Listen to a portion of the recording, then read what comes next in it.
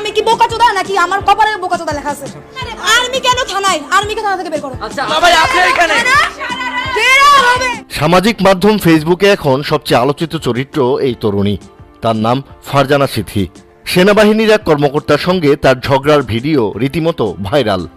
রেপিস্টের বিচারের জন্য খুন হবো আজকে। উনি রেপিস্টের হয়ে দালালি করতে থানায় ঢুকছে। শেষ। সেনাবাহিনীর কর্মকর্তার কাছে এই তরুণী দাবি জানান, থানায় নিয়ে আসা এক অভিযুক্ত ধর্ষকের কাছ থেকে অপরাধ স্বীকারের ভিডিও স্টেটমেন্ট নিতে হবে এবং পেটানোর জন্য সেই অভিযুক্ত ধর্ষককে তাদের হাতে তুলে দিতে হবে। এই দাবিতে শিক্ষার্থীদের নিয়ে থানায় জড়ো হন তিনি।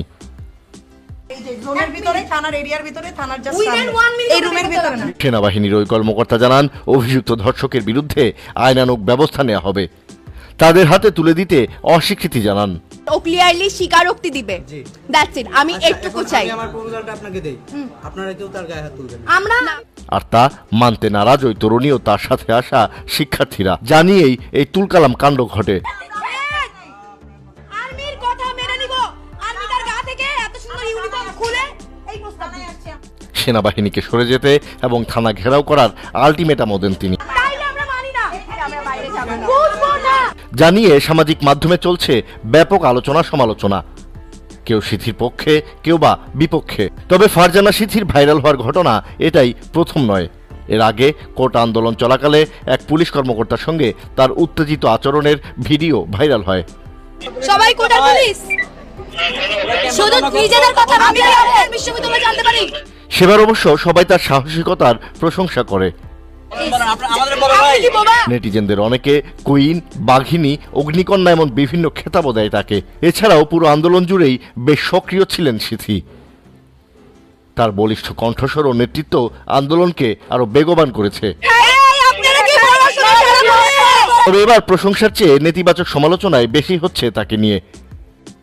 সেনা কর্মকর্তার তাকে বারবার শান্তভাবে বোঝানোর প্রচেষ্টা সত্ত্বেও তার এমন ঔদ্ধত্যপূর্ণ আচরণ ভালোভাবে নেয়নি বেশিরভাগ মানুষ।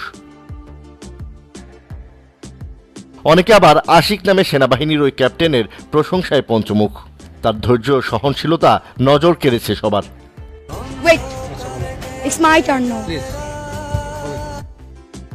অন্যদিকে ফারজানা সিথি সম্পর্কে অনেকে বলছেন খুব বাড়াবাড়ি করেছে সে।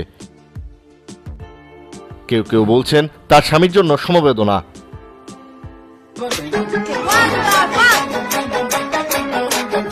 এই ঘটনা নিয়ে নানা ধরনের মিম ও ফানি ভিডিও বানাচ্ছে নেটিজেনরা।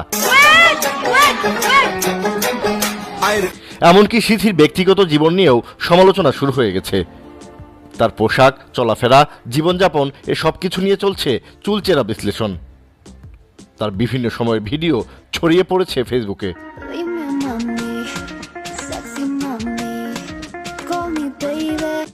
সবাইকে বলছি, আমার যে ব্যবহার ছিল গতকালকে শেষ 1 ঘন্টার, আমি তার জন্য খুবই দুঃখিত। এমন পরিস্থিতিতে শনিবার রাতে ফেসবুক লাইভে এসে সবার কাছে ক্ষমা চান ফারজানা সিথি। বাংলাদেশ আর্মির কাছে আমি খুবই দুঃখিত। এরকম ব্যবহার বা এরকম ব্যাপার আমার কোনোভাবেই করা উচিত হয়নি। সিথি বলেন, ওই সেনা কর্মকর্তাকে খুঁজছেন তিনি, তার কাছেও ক্ষমা চাইবেন। আমি তাকে পেলে বা আমি তাকে পেয়ে তার কাছে ক্ষমা চেয়ে আসবো। তার ব্যক্তিগত জীবন নিয়ে সমালোচনা না করতে সবাইকে অনুরোধ করেন সিথি। আমার কি পোশাক, আমার কি লাইফস্টাইল, এটা না দেখে আপনারা প্লিজ আমার কাজগুলোকে একটু দেখুন। ফারজানা সিথির ফেসবুক প্রোফাইল থেকে জানা যায় তার বাড়ি যশোরে। তিনি আন্তর্জাতিক স্বেচ্ছাসেবী সংস্থা দি হাঙ্গার প্রজেক্টের বাংলাদেশ অফিসের বরগুনা সদরের জেনারেল সেক্রেটারি। দি হাঙ্গার প্রজেক্ট বাংলাদেশের পরিচালক, সামাজিক সংগঠন সুশাসনের জন্য নাগরিক সুজনের সম্পাদক বদিউল আলম মজুমদার। এছাড়া সিথি ব্রিটিশ কাউন্সিলের সঙ্গেও যুক্ত। তবে সিথির ফেসবুক প্রোফাইলে তার শিক্ষা প্রতিষ্ঠান সম্পর্কে কোনো কিছু উল্লেখ নেই। বিভিন্ন নির্মাতা ও ফটোগ্রাফি হাউসের ফটোশুট ও ভিডিওগ্রাফিতে অংশ নিতে দেখা গেছে ফারজানা সিথিকে। তখন আমাকে সবাই কুইন কুইন বলছিল, এখন তারাই আমাকে স্ল্যাট শেমিং করছে। এটা নিয়ে আমার কোনো প্রবলেম নেই, সবটা আপনাদের উপর।